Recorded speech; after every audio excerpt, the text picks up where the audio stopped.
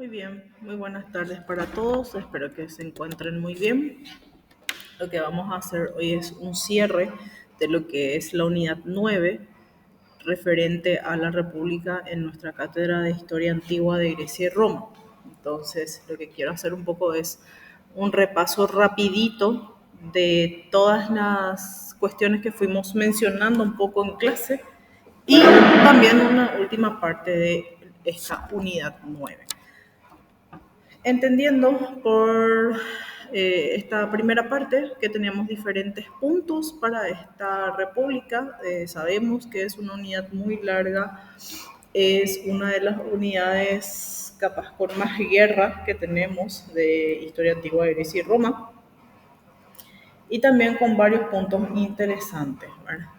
Entonces tenemos aquí la República Aristocrática, las instituciones, las mutaciones del sistema, que ya sabemos a qué se refiere, el cursus honorum también, la organización militar, la expansión de Roma, las guerras púnicas, las consecuencias, por supuesto, de las conquistas, la religión romana, la crisis que tiene el sistema republicano y por ende también lo que viene con la reforma de los Gracos y las guerras civiles, la dictadura de Julio César y el fin de la República para dar paso a lo que ya sabemos que es imperio.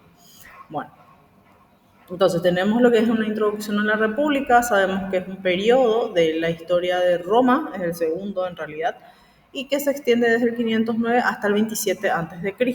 Habíamos hablado ya nosotros de los patricios que eran las personas que tenían privilegios, que estaban acomodados, ¿verdad? Y que por supuesto tenían también esa facilidad para llegar a lo que era la famosa cosa pública o a la república, ese régimen que fueron instituyendo y que asegura el predominio de justamente los patricios, ¿verdad?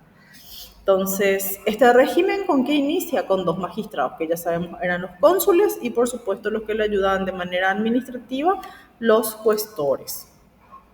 También ya sabemos que Roma estaba gobernada por un número reducido de familias que tenían estos accesos directos a cargos públicos. La sociedad tenía una relación de dependencia, ya habíamos explicado lo que era la clientela, ese conjunto de personas que tiene una relación de confianza con un protector con el fin de que de velar por los intereses y hacerlos valer ante terceros, ¿verdad? También hablamos del patrón ya. ¿Qué hacía el patrón? Asegurar la asistencia social y política y económica de su cliente. Entonces, ¿qué le ofrece? Sustento, techo y una ocupación temporal. Entonces, ¿qué hacían los clientes? Los clientes estaban primeramente buscando una protección jurídica para poder salvaguardar la propiedad que tenían en el caso que tengan algún problema jurídico, entiéndase, ¿verdad? ¿Y quiénes eran estos clientes? Los comerciantes, armadores, terratenientes, que buscaban apoyo en las actividades económicas, ¿verdad? Estaba obligado, sí, a contraprestaciones en función de las necesidades que tenía el patrón. Votaban en las elecciones por el patrón o por los candidatos. Se esperaba que hiciera uso de estas redes comerciales que tenían, ¿verdad?, en interés del patrón. Hablamos un poquito también de lo que era la evolución del sistema político romano entre monarquía y república. Hablamos de una división de poder, especialmente en la república, y en una monarquía, por supuesto, hay una concentración de poder, ¿verdad? Las tareas en esta época, o república, en esta época republicana, mejor dicho, se desarrollaban por medio del Senado y lo que era la magistratura. ¿Quiénes eran los magistrados? Los cargos elegidos anualmente por el pueblo. Por ejemplo, ¿qué tenían sobre o qué recaían sobre ellos? La ejecución de leyes, las resoluciones, las propuestas de ley, entre otros.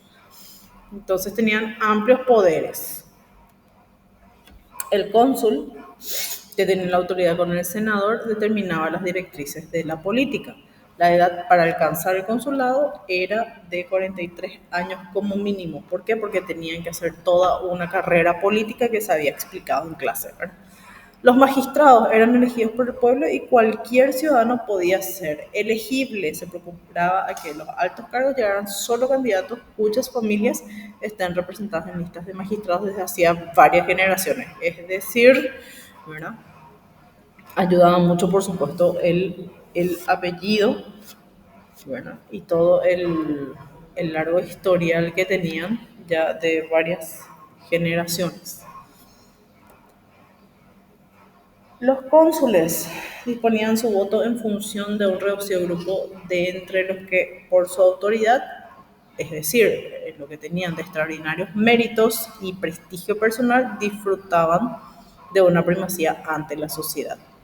Siempre y en tanto se llevan a acuerdo consensuado, se determinan las líneas del gobierno. Y el órgano de soberanía era el Senado, formado por los antiguos magistrados a partir del cuestor. Acuérdense la parte administrativa que ayudaba al cónsul primeramente, los cuestores, ¿verdad?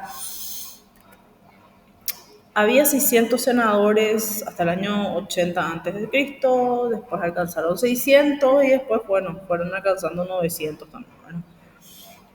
Aparte de pertenecer a los patricios que confería un derecho a un sitio en el Senado, tenía que haber formado antes parte de la magistratura, es decir, tenían que tener cualquiera esos, de esos magistrados, porque hablamos de magistrados, ¿verdad? Tenía que haber ocupado algún cargo. En realidad, lo que se pedía era que ocupe todos los cargos posibles antes de llegar al Senado y al consulado, ¿verdad?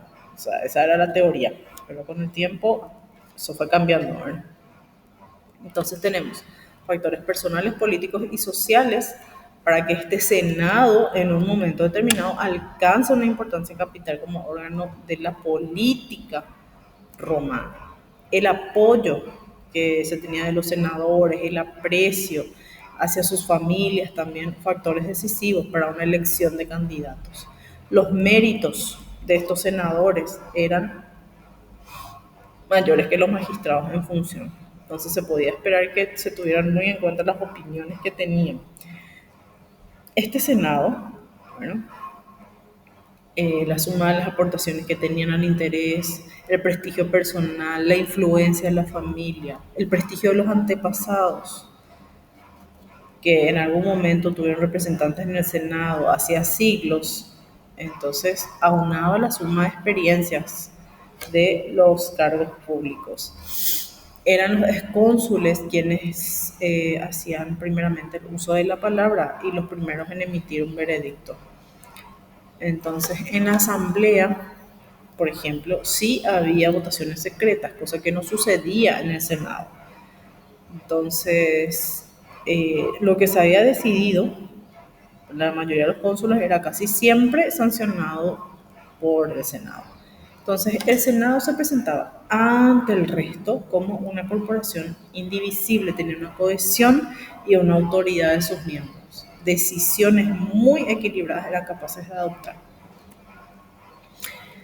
El pueblo, sabemos que constituía la asamblea. El procedimiento de votación de asamblea popular favorecía a los grupos de población de terratenientes y pudientes, que es un sistema democrático, ¿verdad? El Senado elegía siempre a dos cónsules, más allá de que uno de ellos fuera de la plebe. Y a volver a insistir que esto sucede posteriormente. Ustedes saben muy bien que al inicio eran solamente los patricios los que podían acceder a este tipo de cargos. Entonces el pueblo elegía a los magistrados e indirectamente a los senadores. No llegan a ser democracias, ya se ha explicado en clase, porque no todos tenían derecho a voto, ¿verdad? Y aún entre los que tenían un valor relativo era muy desigual, ya que el ciudadano votaba dentro de su unidad, la unidad puede ser curia, centuria o tribu.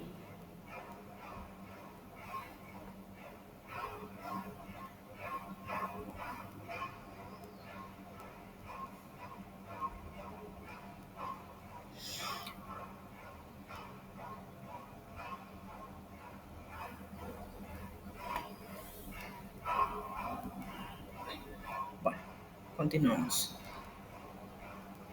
Tenemos las funciones de la asamblea, que era elegir los magistrados, ¿verdad? Sancionar leyes. La decisión del ciudadano se encontraba predeterminada por relaciones de clientela. La cúpula dirigente cerraba filas detrás de una propuesta. En casos muy raros, cuando el Senado no llegaba a un consenso, o si no se mostraban dispuestos a aceptar una decisión, el pueblo era el que decidía. Tenemos el sistema político de la República, hablamos de las mutaciones del sistema. Bueno, ¿cuáles son las mutaciones del sistema? El dominio político de la aristocracia, ¿verdad? Teníamos ya un 98% de esta población ciudadana que eran los plebeyos, que no tenían al principio, y es lo que decíamos, no tenían ese acceso al poder. Algunos plebeyos, por su procedencia, por haberse enriquecido, ¿verdad?, exigían ya una mayor participación política. Estas exclusiones incitan a una rebelión plebeya en el año 5 a.C. y culminan con un tribunado de la plebe. Ese era el gran logro que tuvieron los plebeyos al inicio, ¿verdad? Después tenemos que en el año 367 aproximadamente fueron promulgadas las leyes Liciniae Sextiae que permiten a los plebeyos ocupar el consulado. ¿Verdad? Tenemos estas instituciones de la República Romana de comicios, tribunos, centuriados, de la plebe y curiados. Las instituciones surgen en estas luchas estamentales. Surge lo que es tribuno y plebe, el tribuno de la plebe. Las resoluciones de la asamblea de la plebe, que era la plebiscita, era de obligado cumplimiento para el pueblo desde la Lex Hortensia, que era en el año 287. Poseían el derecho a prohibir a los magistrados cualquier acción pública o impedir resoluciones por el veto. Podían rechazarlo, ¿verdad? La ocupación entonces de esta magistratura hizo que los plebeyos accedan a una nueva cúpula directiva que se llamaba nobilitas. ¿Quiénes eran los nobilitas? Rango de una familia, un prestigio de los antepasados que ya habían desempeñado cargos públicos y se distinguían por su personalidad. Entonces tenemos a estos nobilitas ahora, ¿eh? Sus mejores armas, las armas que tenían estos nobilitas eran las dotes personales, deberían de ser excepcionales, porque deberían de enfrentar a las reservas, también a la hostilidad del patriciado. En el 450 a.C. aparece la ley de las 12 tablas que fueron aprobadas por el gobierno y escrito para que todos los ciudadanos fueran tratados por igual. Perpetuaba la costumbre antigua, no abolía la esclavitud. Los plebeyos alcanzaron este derecho a ocupar cargos como magistrados inferiores. En el 366 a.C. se elige el primer cónsul plebeyo, Lucio Sextio Sextino. Bueno, también gradualmente pudieron acceder al Senado. En el 287 a.C. Se aprueba una ley que estipula que las medidas que fueron tomadas por el Concilium de la Plebe serían vinculantes para el gobierno romano. Por eso se habla de un plebiscito, ¿verdad? Las decisiones se tomaban en el Senado, pero se materializaban, por supuesto, con magistrados y las leyes de la Asamblea. Hablamos también del cursus honorum. Sabemos muy bien que es una carrera política o un escalafón de responsabilidades públicas. Era un honor tener cargos públicos en Roma. Las personas debían de tener ciertas cualidades. Entonces, había un grupo que ya estaba prácticamente, digamos, preparado o designado. Designado es la palabra para que haga el curso, ¿verdad?, o el camino hacia el consulado. Y para hacer ese camino hacia el consulado, ¿qué tenían que hacer? El curso honor, ¿verdad? ¿A quiénes debían de temer estas personas? Que hablamos siempre de patricios, a los nobles, o nobilitas de la misma edad. Bueno, nada más. Solo los miembros de linajes nobles con la clientela podían acceder a la reelección. Estos miembros de élites se ayudaban, por supuesto, mutuamente para satisfacer las ambiciones.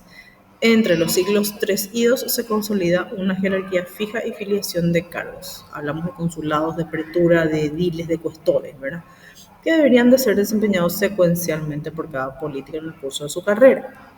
Entonces, estos son los principales magistrados romanos. Hablamos de los cuestores, después hablamos de los ediles que se encargan de la administración de ciudades, de los censores que entablaban el censo, ¿verdad?, de la cantidad de personas. Hablamos de los pretores, que también hablamos ya de una administración de justicia, y de los cónsules, que era la primera magistratura de Roma. Los senadores eran confirmados en sus cargos por el pueblo en las urnas y pertenecían a la nobleza. Disponían de una extensa red de contactos, es decir, clientes, ¿verdad? Tenían dignidad y prestigio por sus aportaciones personales. Después hablamos de una organización militar.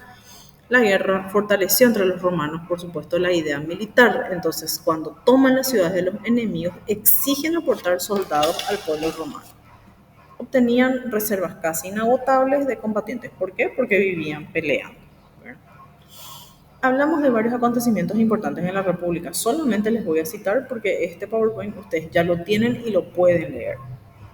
Entonces hablamos del año 750 a.C.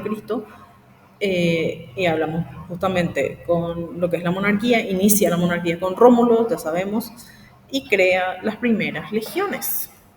Divide entonces entre hombres fuertes y los no aptos para el combate. En el 550 hablamos de Servio Tulio, que crea un sistema de clases y centurias, ¿verdad? Estipulado en torno a la renta.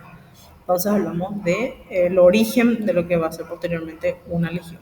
En el 405, dictador de Roma crea una legión manipular, que son 30 manípulos de 2 centurias cada uno. En el 311, un poderoso ejército romano es vencido a manos de los samnitas en la batalla de las Orcas Caudinas, que fue creo que lo último que dimos en clase cuando estábamos en clase virtual al menos. En el 199, en la batalla de Cinocéfalos, las legiones de Roma, comandadas por Flaminio, vencerán al ejército macedonio de Filipo V. En el 107, la legión fue reestructurada por Cayo Mario, quien introdujo la organización en cohortes y voluntariado. En el 9, ya después de Cristo, 3 legiones romanas fueron aniquiladas, comandadas por el general de ejército romano, Pluvio Quintilio Varro. Se promulgó el edicto de Caracalla en el 212 después de Cristo. Bueno, entonces se concede la ciudadanía de Roma a todo hombre libre del imperio, que pasaría a ser apto para el servicio militar. El ejército se compone en base a la infantería, ya que es la única unidad que puede atacar y defenderse con eficacia. Ustedes ya saben lo que significa la palabra eficacia, ya lo habíamos hablado.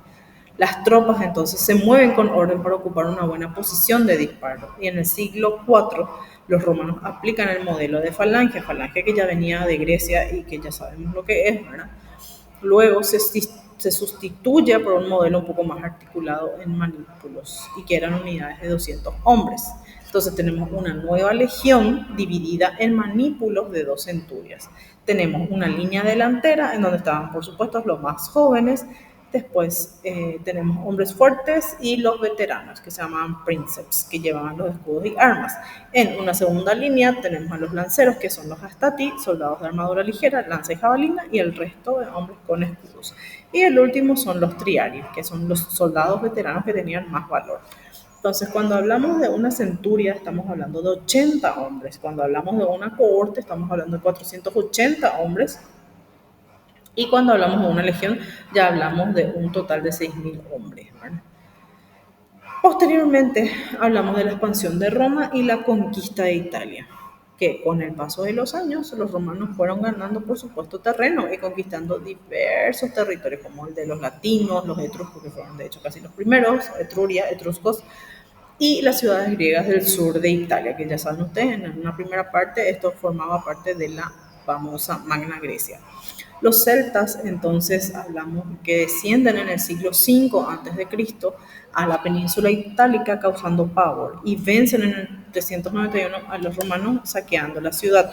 El Capitolio se resiste por 7 meses y después compra su retirada. Y en el 334, una serie de ciudades estados fueron incorporadas al cuerpo político romano.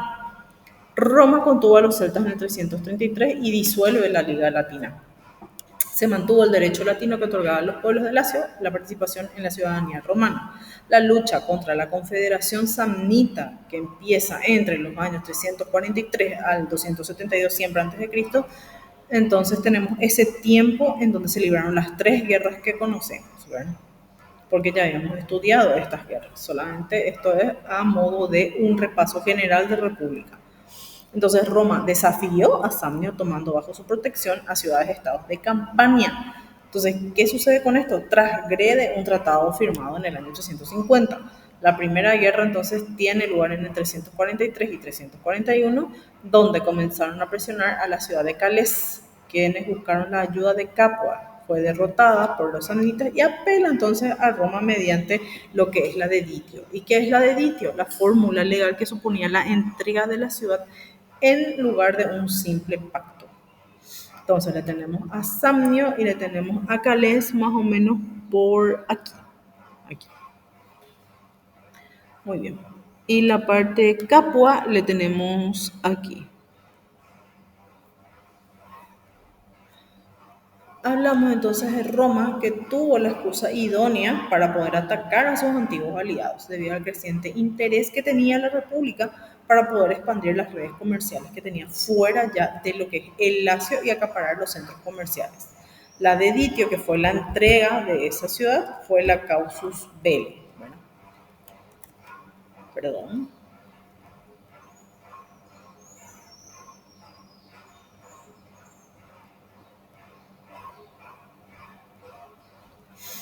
La entrega de la ciudad. Bueno. Los romanos, su causa de guerra significa casus belli. Los romanos, dirigidos por Corbo, obtuvieron entonces victorias en Campania y el propio Samnio. Los samnitas reconocieron la adhesión de Capua a Roma y los intereses romanos en Campania.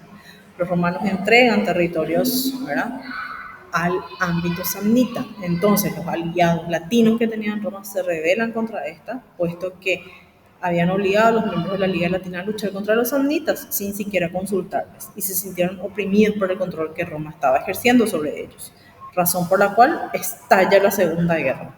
Entonces, hablamos de una Segunda Guerra Samnita y para poder explicar esta guerra samnita, tenemos también que explicar indefectiblemente lo que son las guerras latinas. La Segunda Guerra Samnita, que tiene el lugar entre el 327 y 304, fue justamente tras lo que fue la Segunda Guerra Latina.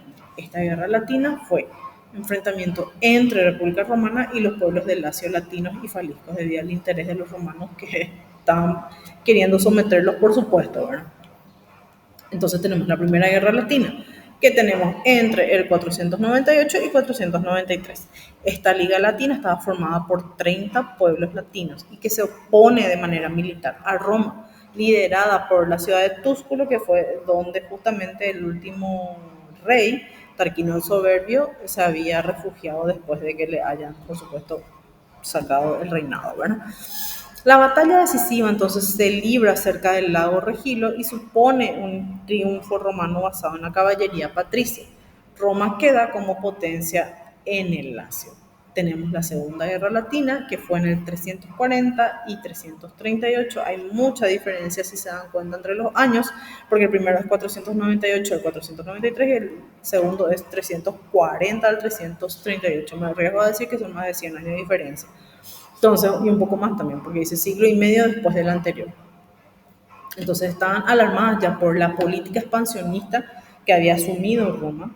Entonces envían una embajada al Senado para proponer una creación de una república que esté en paridad entre Roma y el Lacio, en lugar de estar subordinada a Roma. Por supuesto que Roma se rehúsa a la propuesta, por lo que los latinos se alzaron con sus armas. Entonces, tras ser rivales, la anterior Primera Guerra Samnita, Roma se alía con los samnitas ahora y sofoca la rebelión de la Liga Latina. Mientras los latinos penetraban en el Samnio, las tropas romanas marchaban hacia el país de los volscos para poder repartirse el territorio. Los romanos y samnitas derrotan a los latinos y el conflicto finaliza con la capitulación de Anzio ante el cónsul romano Cayo Menio y con la entrega de la flota volsca. La liga se disuelve y las ciudades se integran en la República Romana. Se distinguen dos fases en el enfrentamiento de la guerra samnita. La primera, en la cual los romanos tratan de cercar el territorio samnita en el 327 al 321, pero no lo pueden lograr. Entonces, en la segunda fase, que ya es en el 321, cercan al ejército romano en las Orcas Caudinas. O sea, hicieron prácticamente lo mismo los samnitas, ¿verdad? Entonces permiten la retirada, pero en condiciones humillantes. Por eso se llama Orcas Caudinas, o sea, es un sufrimiento, fue un sufrimiento para Roma, lo que puso fin, pero de una manera temporal, a la contienda. Y en el 316, Roma reanuda hostilidades, pero fue de nuevo derrotada en la batalla de Lautaro. Entonces construyen lo que se denomina la Vía Apia, que comunicaba con Capua. ¿Y qué fue lo que hicieron? Fundaron colonias a lo largo del recorrido para poder encerrar a los samnitas dentro de su propio territorio. En el 310, los romanos tomaron Boviano, que era la capital samnita, y el fin de la guerra fue en el 304. Supone el sometimiento de campaña para Roma y la renuncia a toda expansión por parte de la Liga Samnita. La tercera guerra samnita fue en el 298 al 290. Organizan una coalición con todo un grupo, ¿verdad?, antirromano, ya que eran etruscos, sabinos y demás, umbros y celtas, y Roma obtiene las victorias por separados y vuelve a ocupar Boviano, que era la capital de los samnitas. Entonces huyen hacia el norte donde estaban los etruscos y los celtas. Los samnitas fueron los que huyeron. Tras firmar la paz con los etruscos, Roma funda la colonia Venusia en la Puglia para frenar a los samnitas, quienes finalmente se rindieron en el 290. Desde ese momento, los samnitas se vieron obligados a ceder a Roma sus tropas, siendo así paulatinamente asimilados por la cultura romana. Después habíamos hablado de las guerras púnicas, que fueron unos conflictos armados que se enfrentaron entre los años 264 al 146. La primera, que abarcó del 264 al 241, y se habían movilizado armas y ejército como nunca antes se habían registrado en esta cuenca. ¿Cuáles fueron las causas? La amenaza que la expansión romana significaba para el dominio comercial cartaginés del Mediterráneo. La invasión de Mesina, que era la ciudad griega en poder de los romanos, que tenía apoyo de Cartago. Los griegos pidieron ayuda a los romanos y fue entonces que los romanos y cartagineses se vieron como rivales. Roma se apodera de territorios antiguamente cartagineses. Bueno, Roma y sus aliados, ya tenemos aquí a Roma con todos los aliados, el imperio cartaginés y Siracusa. Fue una guerra naval, nace de un conflicto local entre los oscos y la invasión a Siracusa, por eso le habíamos señalado aquí a Siracusa, ¿verdad? Y la guerra empieza con la derrota de los cartagineses en Agrigento. Dedica su capacidad a una nueva y masiva armada Roma con 100 naves que fueron ágiles y veloces, además de la infantería. Cartago firma en el 241 un tratado de paz en el que entregaba a Sicilia en su totalidad al dominio romano. La Segunda Guerra, ya desde el 218 al 201, fue desatada por cartagineses que atacaron la ciudad hispana de Sagunto. Al frente se encontraba Aníbal Barca, quien conduce su ejército hacia el norte de Hispania, cruza los Alpes y llega a Italia, donde estuvo 16 años. Los romanos, mientras estaban peleando contra Cartago en Sicilia e Hispania, y al mismo tiempo contra el rey Filipo V de Macedonia, aliado de Aníbal, desatando así la Primera Guerra Macedónica en Grecia. Esta situación se resolvió tras la victoria romana de Hispania y el retorno a Sicilia, a cargo del célebre comandante Pluvio Cornelio Escipión, conocido como el Africano. Esta Segunda Guerra Púnica, tenemos acá el mapa de esta Segunda Guerra Púnica, que era el 218 al 201. Y la tercera y última de las guerras entre Roma y Cartago abarca entre el 149 al 146. Roma realiza una serie de reclamaciones, por supuesto cada vez más exigentes, algo que no puede Cartago cumplir, ¿verdad? Entonces se vuelve a hablar de un casus belli, causa de guerra o motivo bélico, ¿verdad? Se niegan a las reclamaciones, Roma declara el inicio de la Tercera Guerra Púnica. Escipión Emiliano derrota las defensas cartaginesas tras 3 años de asedio. Cartago fue saqueada, quemada hasta los cimientos y sus ciudadanos apresados y vendidos como esclavos.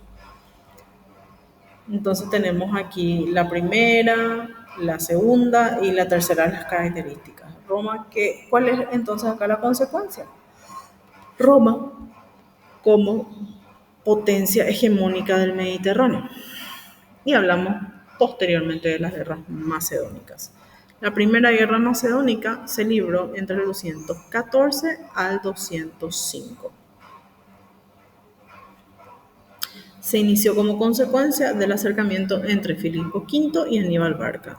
Tenemos la victoria de Roma sobre Cartago, se firma el Tratado de Paz de Fénice, que acaba con el conflicto entre romanos y macedonios, con la condición de que renuncie a apoyar a los cartagineses en su lucha contra los romanos. Esta era la Grecia de Filipo V.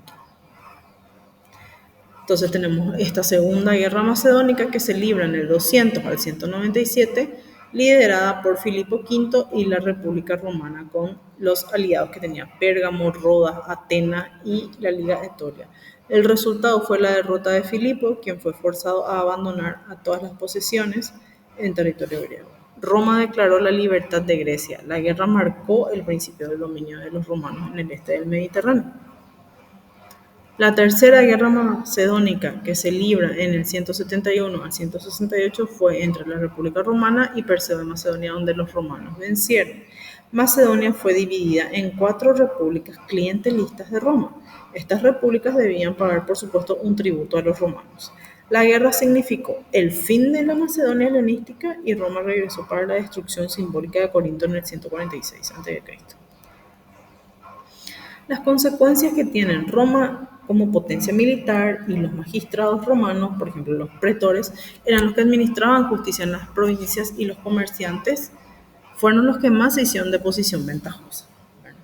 Cuantos más fondos, esclavos y bienes fluyeran hacia Roma procedentes de los territorios conquistados de manera excesiva, se alteraba el equilibrio económico y social de una ciudad que hasta la fecha mantenía fundamentalmente el carácter agrícola.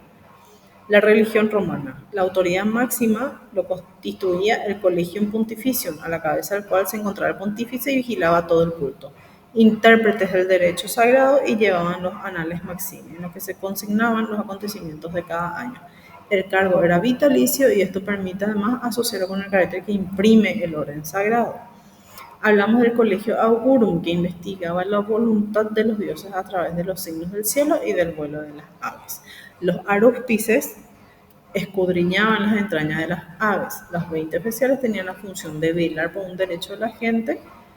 Los viri sacrorum, que en un principio eran 2, después van a 15, consultaban los libros civilinos que guardaban el secreto. El populus romano, el Estado, porque ejerce derecho de soberanía frente al ciudadano y las potencias extranjeras.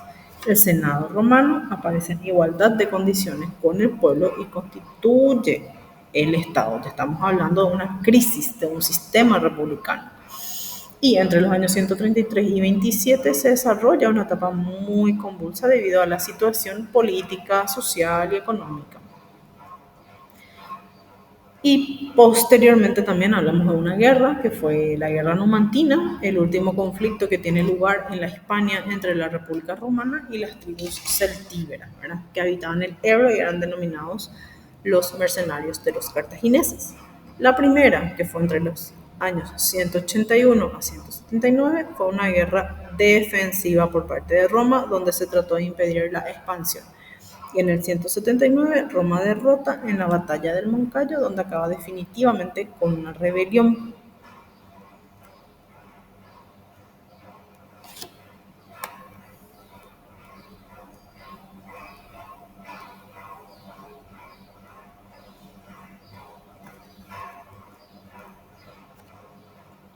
La segunda fue del año 154 al 152 a.C. La causa fue una infracción de los acuerdos de los Gracos y una amenaza por los intereses de Hispania. Roma vence al jefe de los numantinos, Litenón. La tercera guerra celtíbera fue a causa de que los dirigentes provinciales romanos violaban continuamente las condiciones del pacto alcanzado con el cónsul Claudio Marcelo.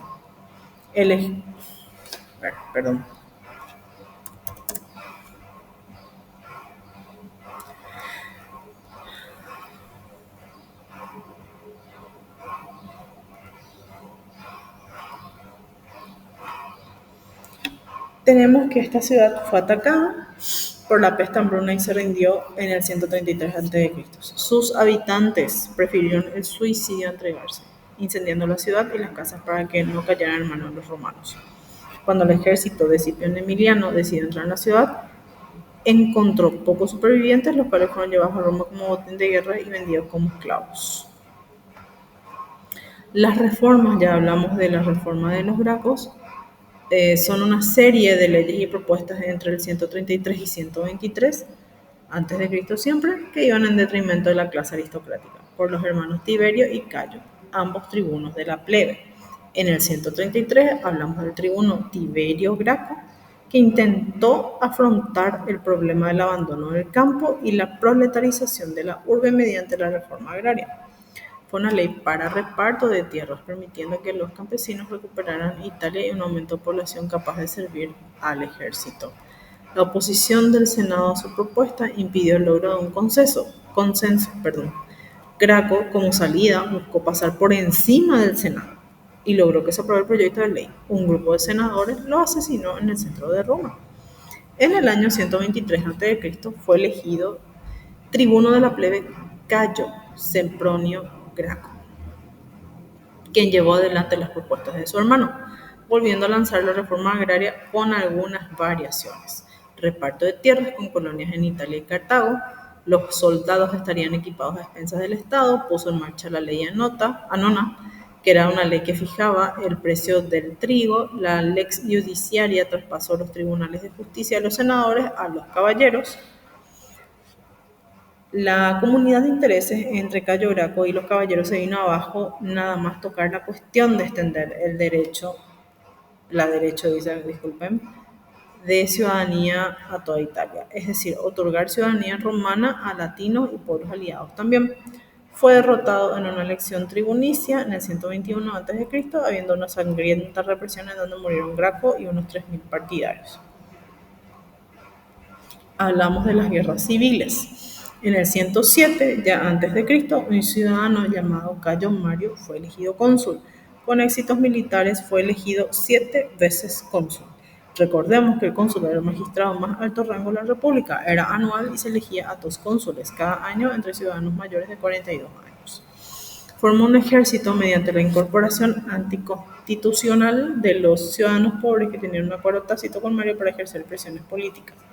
Los estados itálicos estallaron en una revuelta contra Roma en lo que se llamó la Guerra Social, que fue un conflicto armado dentro de Italia entre la República y las ciudades itálicas que no recibieron la ciudadanía, y que duró desde el año 91 hasta el 88. Mario tomó el control y luchó junto con Sila contra las ciudades rebeldes.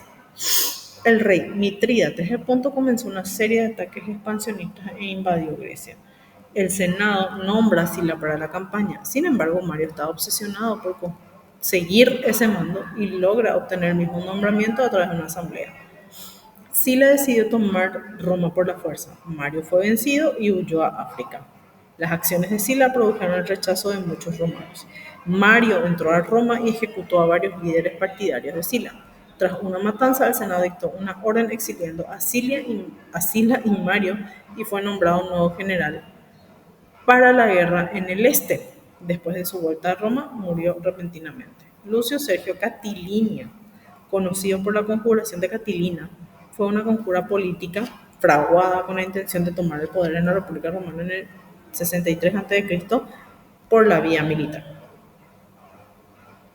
Se había postulado varias veces al consulado sin éxito, lo que quebró sus ambiciones políticas. La única posibilidad era ya a través de medios ilegítimos, la conjuración o la revolución. Un Breno expuso la conjura, incluyendo nombre, fechas, planes y lugares. De esta manera, la conjura fue revelada. Catilina fue declarado enemigo, se vio forzado a luchar para luego lanzarse contra el grueso del enemigo, terminando muerto. Y hablamos después de la dictadura de Julio César, que se presentó en el año 60 a.C. La candidatura al consulado, no sin antes concertar ya con Craso y Pompeyo un acuerdo secreto de triunvirato.